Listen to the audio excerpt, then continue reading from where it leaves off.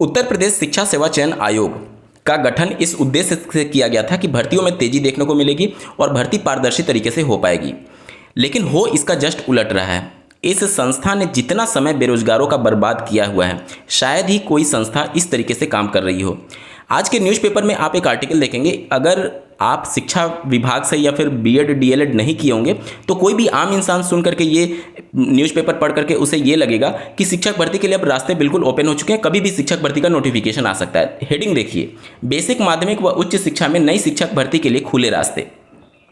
लेकिन जब इस आर्टिकल के अंदर पढ़ेंगे तो जैसा कि आपको ज्ञात होगा, बेसिक माध्यमिक और उच्च शिक्षा में अधियाचन के प्रारूप को लेकर के चर्चा चल रही है।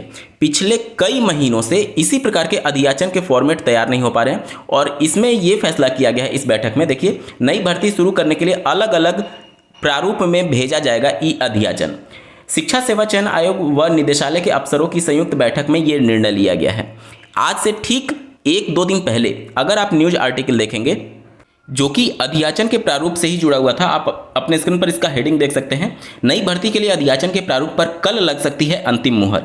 और यहाँ पर बैठक में क्या चीज़ें हो रही थी, देखिए, शिक्षा सेवा चयन आयोग की बैठक में सभी विभागों ने एक समान प्रारूप पर जताई सहमति। मतलब आप देख रहे हैं, एक दिन ये कहा जाता है कि सभी विभागों के लिए, मतलब शिक्षा विभाग से जुड़े जितने भी स्तर के शिक्षकों की भर्ती होगी उसके लिए सेम प्रारूप होगा, और अगले दिन बैठक में ये कह दिया जाता है कि अलग अलग प्रारूप तैयार किए जाएंगे। मतलब कौन सी ऐसी बहुत बड़ी चुनौती हो गई है फॉर्मेट को लेकर के, और ये फॉर्मेट सिर्फ और सिर्फ रिक्तियों का डेटा भेजने को लेकर के है। उसको अगर आप बेरोजगार युवाओं को दे देंगे, 1 घंटे में इसका फॉर्मेट वो तैयार कर देंगे, और वो भी सैकड़ों की संख्या में। आपको जो पसंद है उसमें से वो फॉर्मेट सेलेक्ट कर लीजिए। लेकिन फॉर्मेट के नाम पर जिस तरीके से बेवकूफ़ बनाया जा रहा है उत्तर प्रदेश में बेरोजगार बीएड डीएलएड अभ्यर्थियों को, वो समझ से परे है। आयोग का गठन हुए और सही से रन करते हुए 1 साल से ज़्यादा का समय हो चुका है, बावजूद इसके अभी तक इस आयोग ने फॉर्मेट तैयार नहीं कर पाया है। आप सोचिए कितनी बहुत बड़ी चुनौती है इनके सामने कि ये फॉर्मेट तैयार नहीं कर पा रहे हैं। माननीय हाईकोर्ट की डबल बेंच ने, माननीय सुप्रीम कोर्ट ने डबल बेंच की जजमेंट पर मुहर लगाया कि 68,500 से बची हुई जो भी लगभग 27,000 पद हैं उनको एटीआरई 2 महीने के अंदर कंडक्ट कराने के लिए आदेश दिया था माननीय हाईकोर्ट और सुप्रीम कोर्ट ने उत्तर प्रदेश राज्य सरकार को। लेकिन अभी तक उस हाईकोर्ट और सुप्रीम कोर्ट के जजमेंट का अनुपालन नहीं किया गया है उत्तर प्रदेश में। तो हाईकोर्ट और सुप्रीम कोर्ट के जजमेंट को लेकर के कितनी गंभीरता होती है, और खास करके शिक्षा विभाग में आप देख पा रहे होंगे और समझ पा रहे होंगे। और जिस तरीके से अधियाचन के नाम पर अभ्यर्थियों का समय बर्बाद किया जा रहा है, वो भी समझ से परे है कि कौन सी ऐसी चुनौती आ जाएगी एक अधियाचन में, और उसमें क्या ही हो जाएगा। वहाँ तो केवल फॉर्मेट में आपसे रिक्तियों का आंकड़ा मांगा जाता है। वहाँ पर न्यूज़पेपर में, आज के अगर न्यूज़पेपर में आप आर्टिकल देखेंगे तो उसमें ये लिखा हुआ है कि बच्चे कोर्ट चले जाएंगे, इस वजह से इसको अलग अलग भर्तियों का प्रारूप होता है, इसलिए हम इसको एक फॉर्मेट में नहीं कर सकते। भर्ती का नोटिफिकेशन जब जारी होता है, उस नोटिफिकेशन से अभ्यर्थियों को पता चलता है कि क्या इसके लिए नियम शर्तें रहेंगी। अधियाचन केवल और केवल शिक्षा विभाग और जो आयोग है उसके बीच का कड़ी है। उसमें अभ्यर्थी को उसके बारे में पता ही नहीं चलेगा कि अधियाचन का फॉर्मेट क्या है क्या नहीं है। तो जिस तरीके से बेवकूफ़ बनाया जा रहा है वो सिर्फ और सिर्फ समय काटा जा रहा है, इससे ज़्यादा और कुछ नहीं। क्योंकि अधियाचन का फॉर्मेट क्या होगा वो बच्चों को थोड़ी उससे कुछ लेना देना है। बच्चों को तो कितने पदों पर रिक्तियाँ आ रही हैं, और वो रिक्तियाँ जिस विभाग में आप करेंगे, जैसे प्राथमिक के लिए करेंगे तो उसके लिए जो शिक्षा सेवा नियमावली 1981 है उसके नियमों के अंतर्गत होगी। तो अधियाचन का और भर्ती के कोर्ट में फंसने का कोई लेना देना ही नहीं है। लेकिन आज के न्यूज़पेपर में पढ़ेंगे तो इसी तरीके से समय काटा जा रहा है कि बच्चे कोर्ट चले जाएंगे, अगर फॉर्मेट एक रहा तो आप अलग रख लीजिए या फिर एक रख लीजिए, उससे कोई चुनौती नहीं है, उससे कोई प्रॉब्लम नहीं है बच्चों को। प्रॉब्लम यह है कि माननीय कोर्ट के आदेश के बाद भी आप भर्ती का नोटिफिकेशन जारी नहीं कर रहे हैं, एटीआरई तक नहीं कंडक्ट करा पा रहे हैं। इवन हाईकोर्ट ने यह भी कहा था कि अगर आप नहीं कंडक्ट करा रहे हैं तो आपको न्यूज़पेपर में अभ्यर्थियों को सूचित करना होगा कि ये समस्या है जिसकी वजह से हम नहीं कंडक्ट करा पा रहे हैं। वो भी अभी तक उसका अनुपालन नहीं किया गया। उत्तर प्रदेश नगीना लोकसभा से सांसद श्री चंद्रशेखर के द्वारा आप देख पा रहे होंगे माननीय मुख्य न्यायाधीश को, जो सर्वोच्च न्यायालय में मुख्य न्यायाधीश हैं, उनको एक पत्र लिखा गया है। शिक्षकों के टीईटी शिक्षक पात्रता परीक्षा अनिवार्य करने के संबंध में पुनर्विचार करने के लिए निवेदन। तो माननीय सुप्रीम कोर्ट ने 1 से लेकर के 8वीं तक के जो इन सर्विस टीचर्स हैं उनके लिए जो टेट अनिवार्य कर दिया है अपनी सर्विस में बने रहने के लिए, उस जजमेंट पर पुनर्विचार करने के लिए ये पत्र लिखा गया है।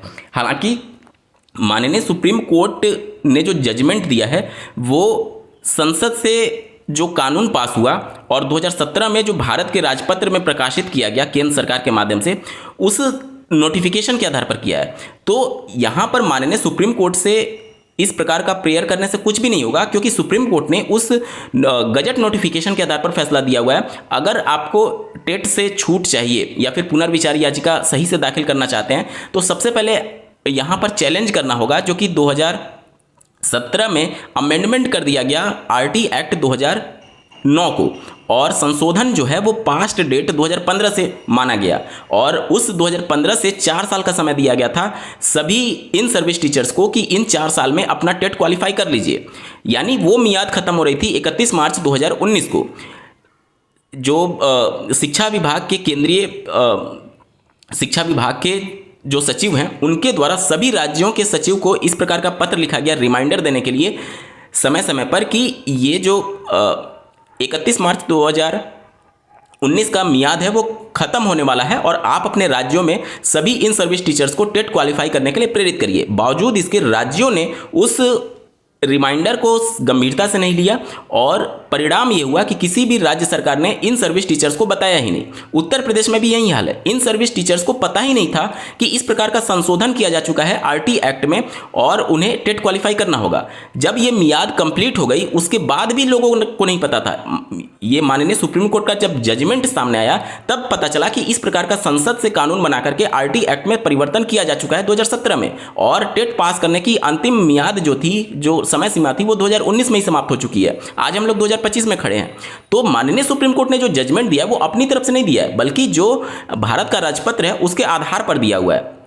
तो पुनर्विचार याचिका अगर दाखिल भी होती है तो बहुत ज़्यादा कुछ नहीं होगा, क्योंकि माननीय सुप्रीम कोर्ट ने अपने आर्टिकल 142 का प्रयोग करते हुए ऑलरेडी 5 साल से कम जिनकी सर्विस बची हुई है उनको राहत दे दी है।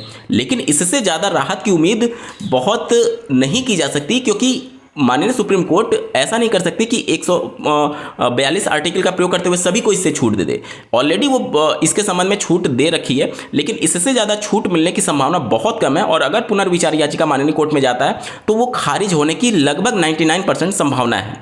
इसके पीछे का जो रीजन है वो भारत का राजपत्र है, जिसमें साफ शब्दों में ये लिखा गया है कि 2019 मार्च तक सभी शिक्षकों को जो आरटी एक्ट के धारा 23 के उपधारा 1 में एनसीटी के द्वारा नियम तय किए गए हैं वो मिनिमम क्वालिफिकेशन आपको एक्वायर करना है, मतलब ट्रेनिंग प्लस टेट। तो जो भी टेट क्वालिफाई नहीं है उनको 2 साल के अंदर क्वालिफाई करना है, और अगर 2 साल में क्वालिफाई नहीं कर पाते हैं तो उनको खुद से उनको रिजाइन देना होगा, और खुद से रिजाइन नहीं देते तो उनको ज़बरदस्ती रिटायर किया जाएगा शिक्षा विभाग के माध्यम से। ये पूरा जजमेंट है। तो यहाँ से माननीय सुप्रीम कोर्ट से कुछ भी राहत मिलने की अब उम्मीद कम है, जब तक कि वो गजट नोटिफिकेशन में संशोधन नहीं होता है या फिर उस कानून में परिवर्तन नहीं होता है। तो सबसे पहले अगर आपको चैलेंज करना ही है तो उस गजट नोटिफिकेशन को चैलेंज करना पड़ेगा। केवल सुप्रीम कोर्ट में पुनर्विचार याचिका दाखिल करने से कुछ भी नहीं होने वाला है इस पूरे मामले में। मैं उम्मीद करता हूं चीज़ों को आप समझ पा रहे होंगे, गंभीरता समझ पा रहे होंगे। मतलब आप ये समझिए कि किसी एक व्यक्ति को बुखार हुआ है और आप उसको पेट दर्द की दवाई दे रहे हैं, क्या वो उसका बुखार सही होगा? नहीं होगा। इसी तरीके से पुनर्विचार याचिका है, एक्चुअली में प्रॉब्लम है वो गजट नोटिफिकेशन जिसके आधार पर ये जजमेंट आया हुआ है, और पुनर्विचार करके माननीय सुप्रीम कोर्ट से ये गुहार लगाई जा रही है कि आप इस फैसले पर पुनर्विचार कर लिए। माननीय सुप्रीम कोर्ट अपनी तरफ से कोई फैसला थोड़ी दिया है, वो तो गजट नोटिफिकेशन के आधार पर दिया है। तो जब तक गजट नोटिफिकेशन वापस या फिर उसमें संशोधन नहीं होगा तब तक सुप्रीम कोर्ट भी अपने जजमेंट में परिवर्तन शायद ना करे। उम्मीद करता हूँ चीज़ों को आप स्पष्ट समझ पा रहे होंगे। इस पूरे मामले में आपका क्या कुछ कहना है कमेंट के माध्यम से जरूर बताइएगा, और ऐसे ही महत्वपूर्ण अपडेट के लिए चैनल को सब्सक्राइब करना ना भूलें। इस वीडियो को देखने के लिए आपका बहुत बहुत धन्यवाद। भगवान करे आपका दिन शुभ हो।